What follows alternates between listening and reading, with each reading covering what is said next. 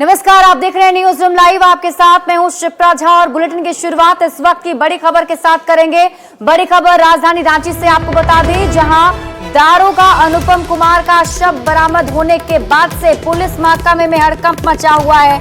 विशेष शाखा के दारोगा की गोली मारकर हत्या कर दी गई है। आपको बता दें, रांची के कांके रिंग रोड में दारोगा अनुपम कुमार कच्छप का शव मिला। दारोगा की हत्या से पुलिस महकमे में हड़कंप मचा हुआ है। पिछले दिनों गुमला में भी पुलिस जवान की गोली मारकर हत्या कर दी गई थी और अब रांची में दारोगा की हत्या से कानून व्यवस्था को लेकर सवाल उठ रहे हैं। हालांकि हत्या के बाद अधिकारी एक्शन मोड में हैं। ग्रामीण एसपी के नेतृत्व में एसआईटी का गठन किया गया है, जिसमें कई डीएसपी और थानेदार शामिल हैं। बताया जा रहा है कि इस टीम में 10 थानेदारों को रखा गया है, जो इस पूरे मामले की जांच पड़ताल कर रही है।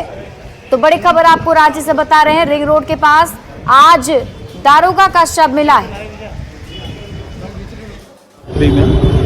स्पेशल ब्रांच में पदस्थापित एक सब इंस्पेक्टर अनुपम कच्छप, उनकी हत्या जो है हुई है। ये हत्या गोली मारकर हुई है और ये जो है अपने दोस्तों के साथ, एक उनका कलीग था, वो कलीग पवन नाम का है, पवन और पवन के 8 दोस्तों के साथ ये एक अन्य होटल में खाना खाने गए थे रात में डिनर करने के बाद उनको पवन के ही घर आना था, लेकिन वो उस दिशा में न जाकर किसी दूसरी दिशा में गए, तो उसी दिशा में उनकी हत्या हुई है।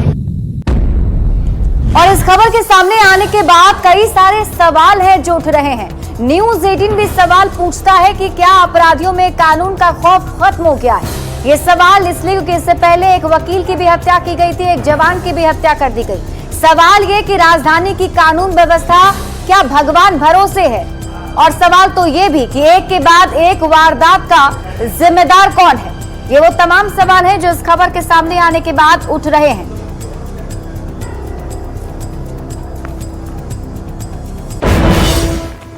और अगली बड़ी खबर आपको सोनपुर से बता दें, जहां डीआरएम ऑफिस के कर्मचारी की हत्या की गई है। डीआरएम कैंपस के गड्ढे में ही कर्मचारी का शव मिला है। कल दोपहर से निमाई चंद्र मंडल लापता थे। अभियंत्रण विभाग में वो कार्यरत थे, जिनका शव बरामद किया गया है। सोनपुर से आपको इस वक्त की बड़ी खबर बता रहे हैं, डीआरएम ऑफिस में कर्मचारी की हत्या की गई है। डीआरएम कैंपस के गड्ढे में शव मिला है। कल दोपहर से ही लापता बताए जा रहे थे और अभियंत्रण विभाग में कार्यरत थे निमाई चंद्र मंडल, जिनकी हत्या कर दी गई है।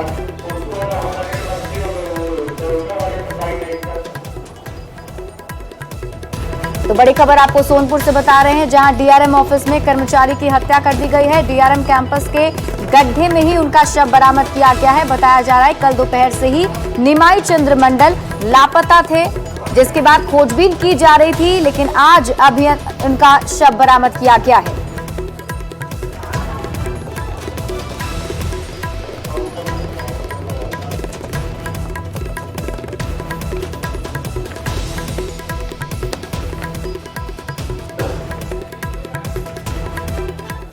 और अगली खबर आपको वैशाली से बता दें, जहां सदर अस्पताल में जमकर हंगामा किया गया है। दरअसल परिजन मरीज की मौत के बाद हंगामा कर रहे थे, जिसके बाद मौके से डॉक्टर और जो कर्मी हैं वो वहां से फरार हो गए। जानकारी के मुताबिक एक प्रसव के लिए महिला को अस्पताल में भर्ती कराया गया था और बताया जा रहा है कि इलाज के दौरान महिला की मौत हो गई।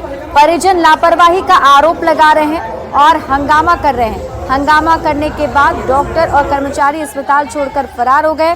उसके बाद मौके पर पहुंची पुलिस टीम ने मामले को शांत कराया है। हेल्थ चिट प्रिस्क्रिप्शन नहीं दिया जा रहा है, रोगी का ट्रीटमेंट पेपर जो है तहाँ तक नहीं दिया जा रहा है। प्रशासन के कहने पे भी गेट नहीं खुल रहा है। हमसे बिना बताए हुए मरीज पीछे से उतार के लेके भागा जा रहा था। प्रशासन के अभाव करने पे हमको पता होना चाहिए ना, भाई मेरी पत्नी मरी है, हम उसको ना ले जाएंगे। अभी डॉक्टर है या कोई नहीं है यहाँ पे, मेरे मरीज को तो छूने कोई नहीं गया है। लापरवाही की कोई बात नहीं है। पोस्ट ऑपरेटिव कार्डियोरेस्पिरेटरी अरेस्ट हो गया है और कोई बात नहीं है। ऑपरेशन के बाद जो है ना कार्डियक अरेस्ट हो गया है। डिमांड इन लोगों का प्रिस्क्रिप्शन की मांग कर रहा है। हाँ, तो पैसा मिलेगा नहीं। कार्रवाई का भी तो हम कार्रवाई करेंगे, डीएम और सिविल सर्जन करेंगे। छपरा जिला से दरियापुर के यहाँ पर डिलीवरी केस आया था अस्पताल में, सदर अस्पताल में। तो डिलीवरी क्रम में उनकी मौत हो गई है। उसके परिजन लोगों को हम लोगों ने कहा है कि जो भी आपको आवेदन देना आवेदन दीजिए, जो भी लापरवाही उस पर हम लोग जाँच करेंगे और जाँच के दौरान जो भी कार्रवाई होगी हम लोग करेंगे। और अब बात करेंगे पानी के प्रहार की। जी हां, राजधानी रांची में लगातार 48 घंटे से हो रही बारिश ने राजधानी रांची की सूरत बिगाड़ दी है। बात हम पंडरा इलाके की करें तो यहां पर कई सारी दुकानें जो हैं वो जलमग्न हो चुकी हैं। दुकानों के अंदर पानी घुस गया है।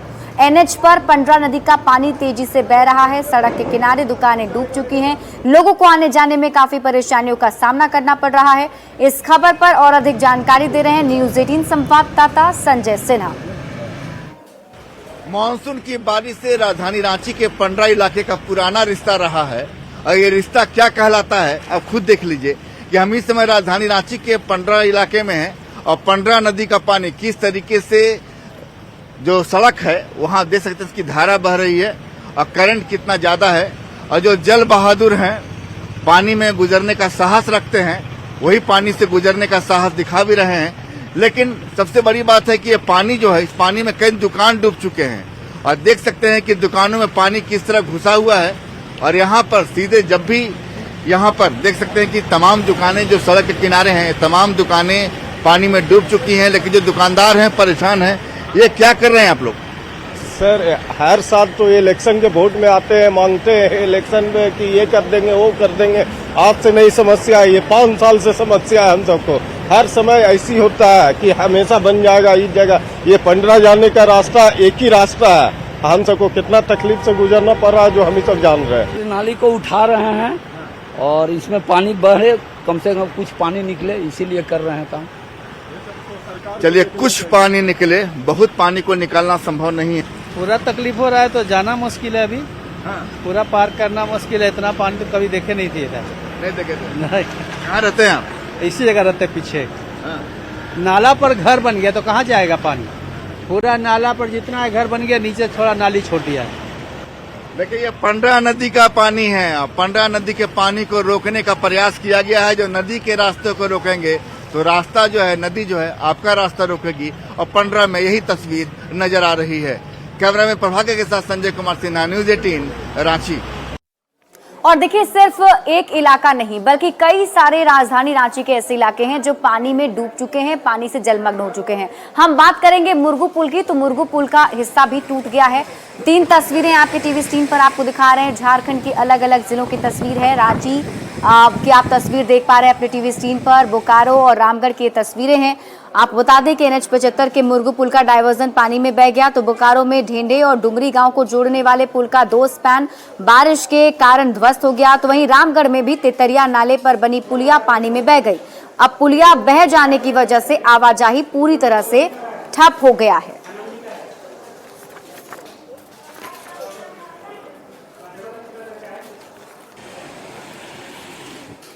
और अगली बड़ी खबर आपको सीतामढ़ी से बता दें। सीतामढ़ी में भी बांके नदी पर बना पुल टूट गया है।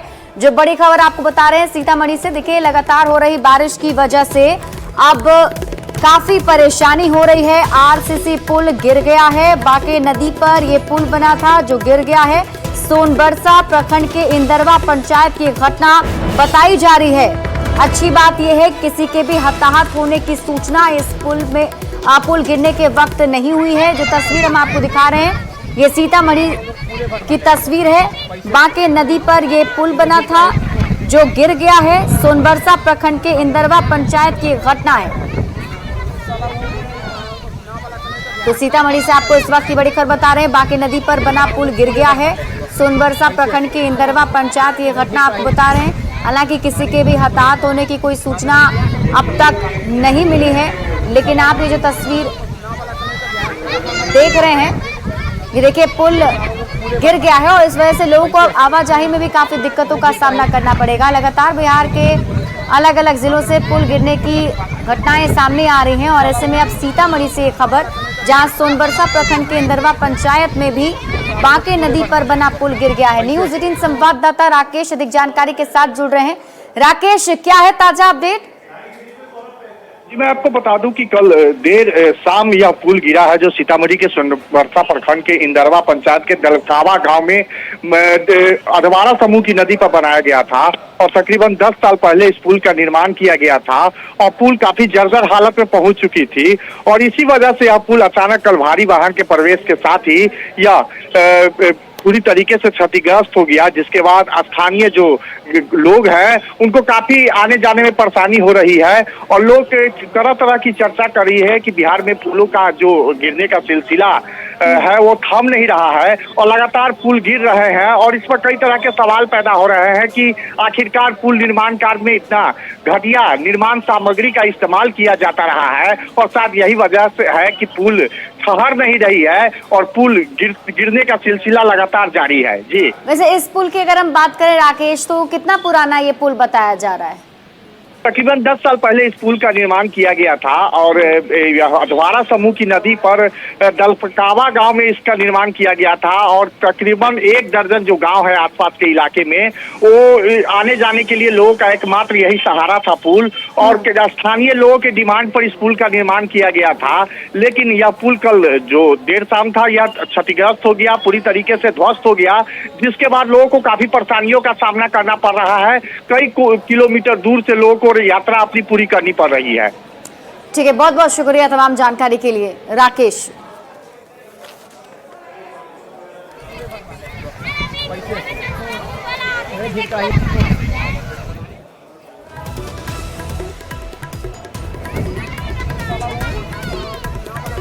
और अगली खबर आपको बाढ़ से बता दें। बाढ़ के हाथीदह में राजेंद्र सेतु पर अब बताया जा रहा है कि रात के 10 बजे से लेकर सुबह के 6 बजे तक परिचालन बंद रहेगा। वहां से किसी भी गाड़ी के आवाजाही पर रोक लगा दी गई है। दरअसल राजेंद्र सेतु पर मरम्मती का काम किया जा रहा है। पुल पर पिछले कई महीनों से वन वे परिचालन है। अब पुल की ढलाई का काम जारी है। आज स्पेन नंबर 4 में 123 मीटर तक ढलाई होनी है। ऐसे में पुल को सुबह 6 बजे तक के लिए बंद कर दिया गया है।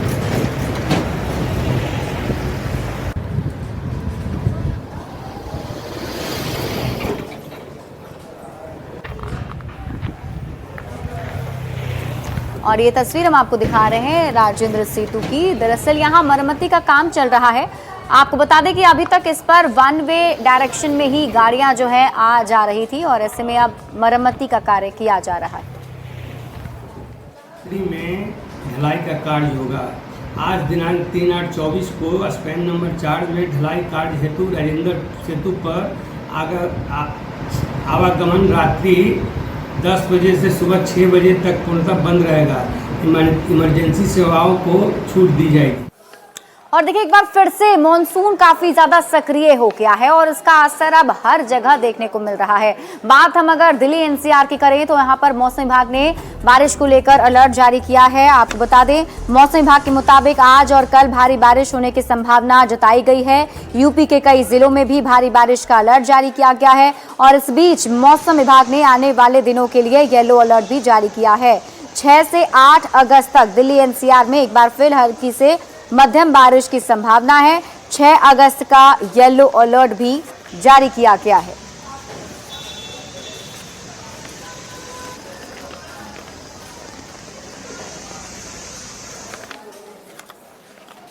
और बात हम केदार घाटी की करें, जहां लगातार हो रही मूसलाधार बारिश की वजह से काफी दिक्कतों का सामना करना पड़ रहा है। हालांकि राहत बचाव का कार्य अभी भी जारी है। लोगों को निकालने की कोशिशें की जा रही हैं। बारिश के चलते मंदाकिनी और सोनगंगा नदी उफान पर है, तो वहीं दूसरी तरफ पहाड़ों से लगातार पत्थर और मलबा गिर रहा है। ऐसे में रेस्क्यू में मुश्किलों का सामना भी करना पड़ रहा है। मुश्किल हालात के बीच भी लोगों को निकाला जा रहा है। ये तस्वीर जो आपने टीवी स्क्रीन पर आप देख रहे हैं केदार घाटी की, जहां देखिए अभी भी बारिश काफी ज्यादा हो रही है और मौसम काफी खराब है। तो ऐसे में जो राहत बचाव का कार्य वहां किया जा रहा है उसमें काफी दिक्कतें आ रही हैं, लेकिन मुश्किल हालात के बीच भी रेस्क्यू का ऑपरेशन चलाया जा रहा है।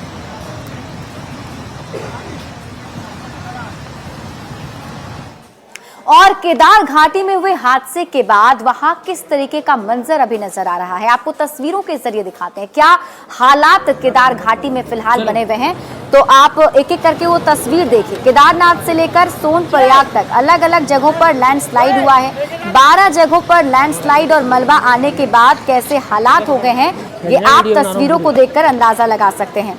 अलग अलग जगहों की तस्वीर है, कहीं पर रास्ता पूरी तरह से बह गया है तो कहीं पर लगातार मलबा गिर रहा है।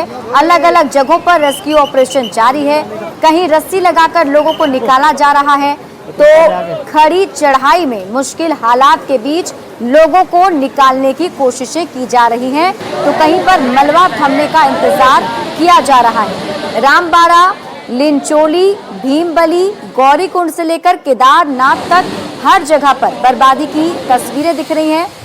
और ये अलग अलग तस्वीर जो हम आपको दिखा रहे हैं उसमें आप देखिए बेहद ही ज़्यादा डरावनी ये तस्वीरें हैं। इन दिनों बारिश की वजह से वैसे तो केदारनाथ यात्रा पर कम लोग पहुंचते हैं, लेकिन सावन के महीने में बड़ी संख्या में शिव भक्त कांवरिये यहाँ पहुंचते हैं और जगह जगह पर लोग फंसे हुए हैं, उनको अब निकाला जा रहा है।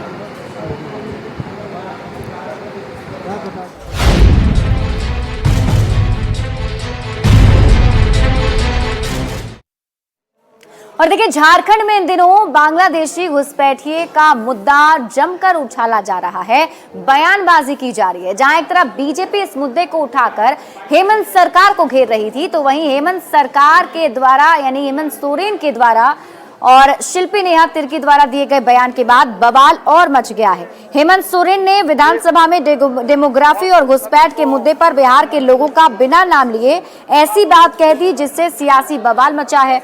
सीएम हेमंत सोरेन ने विधानसभा में डेमोग्राफी को लेकर बड़ा दावा कर दिया और कहा कि बीजेपी के लोग डेमोग्राफी चेंज की बात करते हैं। इन लोगों से पूछें कि रांची, धनबाद, बोकारो और जमशेदपुर में आबादी किसने बढ़ाई। सीएम हेमंत सोरेन ने बिहार के लोगों का नाम नहीं लिया, लेकिन उनका इशारा बिहार के लोगों की तरफ ही था। बड़ा सवाल यह है कि झारखंड में बांग्लादेशियों से बिहार के लोगों की तुलना क्यों हो रही है। और इस क्रम में अध्यक्ष महोदय, रांची में पॉपुलेशन किनके वजह से बढ़ा है, धनबाद में किसके वजह से बढ़ा है, जमशेदपुर में किसके वजह से बढ़ा है, बोकारो में किसके वजह से बढ़ा है। अध्यक्ष महोदय क्या बात करेंगे। अध्यक्ष महोदय जो विषय लेके ये आते हैं घुसपैठिए, बांग्लादेशी, अध्यक्ष महोदय ये सारी चीजें आवागमन जो है इस तरीके का अध्यक्ष महोदय या तो हवा से होता है, या तो पानी से होता है अध्यक्ष महोदय, या तो जमीन से होता है। रांची में जो डेमोग्राफी चेंज हुआ है और यहाँ के आदिवासी मूलवासी कालीन में जैसे गंदगी को समेटा जाता है कि धूल को नीचे कालीन के नीचे ढांक दिया जाता है, उस तरह से इन लोगों ने यहाँ के आदिवासी मूलवासी को कहीं कोना खोमचा स्लम्स में ढकेल के रख दिया है। डेमोग्राफी चेंज का यहाँ क्यों नहीं बात करते। रामगढ़ में आज मुखिया कौन बनता है, बिहारी लोग बनते हैं, बिहार से आके वो सब चीज़ें नहीं दिखती हैं इनको, उसके बारे में इनको बात करना चाहिए। उसके बाद संथाल के बारे में भी हम लोग बात करेंगे कि रांची में पॉपुलेशन किनके वजह से बढ़ा है, धनबाद में किसके वजह से बढ़ा है, जमशेदपुर में किसके वजह से बढ़ा है, बोकारो में किसके वजह से बढ़ा है।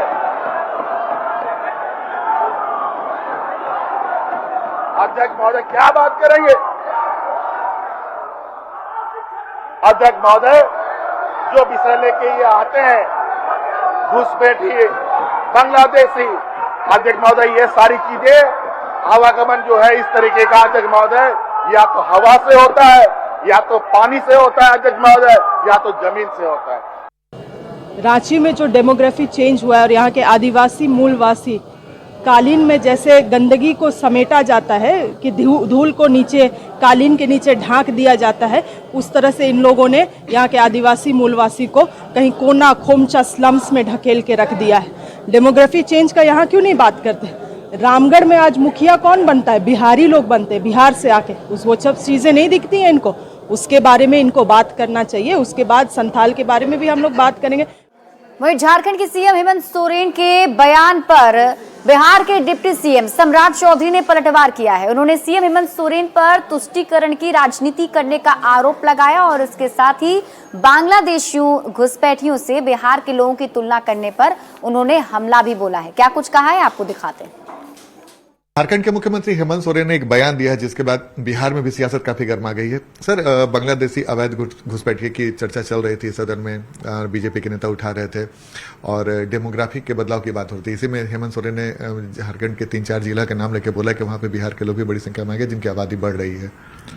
नहीं, मैं ये कहना चाहता हूं, आदिवासी के कल्याण के लिए सरदार अटल बिहारी वाजपेयी जी ने उस राज की कल्पना की। ये लोग तो सो गए थे, कोई आंदोलन नहीं कर रहे थे, लेकिन भारतीय जनता पार्टी के नेतृत्व ने तय किया कि अलग झारखंड बनाएंगे। हम लोग को पीड़ा होती थी, हम विधायक के तौर पर थे, कि लगता था कैसे हमारा भाई बट रहा है, हमारे घर के 40 किलोमीटर की दूरी पर झारखंड है। देखिए, ये जो हेमंत सोरेन जी अभी नए राजनीति में आए हैं, अभी 10 साल हुआ होगा, 15 साल हुआ होगा, उनको पूरे झारखंड का डेमोग्राफी पता नहीं है। आदिवासी के कल्याण के लिए भाजपा के नेतृत्व ने उस राज का कल्पना किया और उसमें कोई बांग्लादेशी आ जाए, ये तो पूरा बिहार था ना, यूनाइटेड बिहार था। 2000 में बटे हैं, हम लोगों ने सहयोग करके झारखंड बनाया है। तो स्पष्ट तौर पर आज जो वहां का नेतृत्व है उसको लगता है कि हमारा वोट कैसे ठीक होगा, तुष्टीकरण के चक्कर में पड़े हैं। तो ये सब कुछ वोट बैंक के लिहाज से ही इस तरह का बयान दिया गया है। एकदम ये तुष्टीकरण है। तुष्टीकरण के चक्कर में बांग्लादेशी हिंदुस्तानी नहीं हो सकता है। इसको 1947 में ही हिंदुस्तान और पाकिस्तान हो चुका है। अब कौन है उसको हिंदुस्तानी बना सकता? और जिस देश में कंप्लीट उनके लिए राज बनाया गया हो, राष्ट्र बनाया गया हो, और भारत ने तो इतना बड़ा योगदान दिया कि पाकिस्तान को 2 भाग में बांटने का भी काम किया। तो ये थे हमारे साथ बिहार बीजेपी के वरिष्ठ नेता सम्राट चौधरी, जिन्होंने हेमंत सोरेन के बयान पर पलटवार किया है। कैमरामैन मनीष जुनेजा के साथ आनंद अमृतराज, न्यूज 18 नेटवर्क, पटना। और देखिए, पटना के ज्ञान भवन में आज मखाना महोत्सव का आयोजन किया गया, जिसमें बिहार के अलग अलग जिलों से मखाना किसान पहुंचे हुए थे। इसका उद्घाटन कृषि मंत्री मंगल पांडे ने किया है और इसके साथ ही कृषि मंत्री मंगल पांडे ने कहा कि सरकार की कोशिश है कि किसानों को अधिक से अधिक फायदा हो। कृषि मंत्री से बात की है न्यूज 18 संवाददाता विनीता मिश्रा ने। मखाना महोत्सव का शुभारंभ किया गया है। मखाना की खेती करने वाले किसान ज्ञान भवन पहुंचे हैं, क्योंकि बिहार का मखाना काफी विख्यात है, लोग जानते हैं, क्योंकि विश्व में जितनी भी मखाना होती है उसका 85% मखाना बिहार में उपजाया जाता है। यही वजह है कि बिहार के मखाना को GI टैग प्राप्त है। बिहार के किसान अपने मखाना के साथ ज्ञान भवन पहुंचे हैं, क्योंकि बिहार सरकार की तरफ से भी मखाना की खेती करने वाले किसानों को विशेष योजनाओं की जो सौगात है वो दी जाती है। मखाना महोत्सव का शुभारंभ ज्ञान भवन में हुआ है, जिसका उद्घाटन बिहार के कृषि मंत्री ने खुद किया है। और यहाँ पर देख सकते हैं कि सिर्फ मखाना ही नहीं, मखाना से बने हुए कई उत्पादन भी ज्ञान भवन में स्टॉल, अलग अलग स्टॉलों पर लगाए गए हैं। सिर्फ मखाना नहीं, मखाना की कई वैरायटी भी ज्ञान भवन में मौजूद है। कई किसान यहाँ पहुंचे हैं। सरकार की तरफ से भी मखाना की खेती करने वाले किसानों को कई योजनाओं का लाभ दिया जा रहा है। क्या कुछ फायदे? मखाना बिहार की एक विशिष्ट पहचान है। पूरी दुनिया में जैसे ही मखाना सामने आता है तो बिहार सामने आ जाता है, और बिहार की सरकार मखाना के काम में लगे हुए किसानों को उत्साहित, प्रोत्साहित करने के लिए लगातार प्रयास कर रही है। उसी का परिणाम है कि आज ये मखाना महोत्सव का आयोजन माननीय मुख्यमंत्री जी के निर्देश पे किया गया है, ताकि हमारे जो किसान हैं, जो उत्पादन करते हैं और जो उसके बाई प्रोडक्ट्स भी तैयार करते हैं, वैसे तैयार करने वाले लोगों का उत्साह बढ़े। आप देख रही होंगी कि कितने सारे स्टॉल्स लगे हुए हैं, और बिहार के 35,000 हेक्टेयर में 25,000 से अधिक किसान आज मखाना की खेती कर रहे हैं। मखाना का उत्पादन होता है, तो हमारा उद्देश्य है आज के मखाना महोत्सव का कि मखाना उत्पादन करने वाले किसान और आगे बढ़े, इस खेती के प्रति और उनकी रुचि, जागरूकता बढ़े। आज 25,000 किसान हैं, 50,000 किसान इससे जुड़े, 35,000 हेक्टेयर में आज इसका खेती हो रहा है। ये क्षेत्रफल भी और बढ़े, इसके लिए कृषि विभाग भी किसानों को प्रोत्साहित करने में लगा हुआ है। बिल्कुल, तो किसान तरक्की करें, किसान को फायदा हो, ऐसे भी बिहार का मखाना विश्व विख्यात है, उसे और बढ़ाना है। इसी मकसद के साथ मखाना महोत्सव का ज्ञान भवन में आयोजन किया गया है, जिसका उद्घाटन हुआ है। और साफ तौर पे कहा जा रहा है कि बिहार के किसान दुनिया में तो विख्यात है ही, उनकी जो पैदावार है मखाना की खेती की वो और बढ़े, इसी दिशा में बिहार सरकार काम कर रही है। कैमरामैन सुबोध के साथ विनीता मिश्रा, न्यूज 18 पटना। और फिलहाल इस बुलेटिन में अभी के लिए बस इतना ही। आप देखते रहिए न्यूज 18 बिहार झारखंड।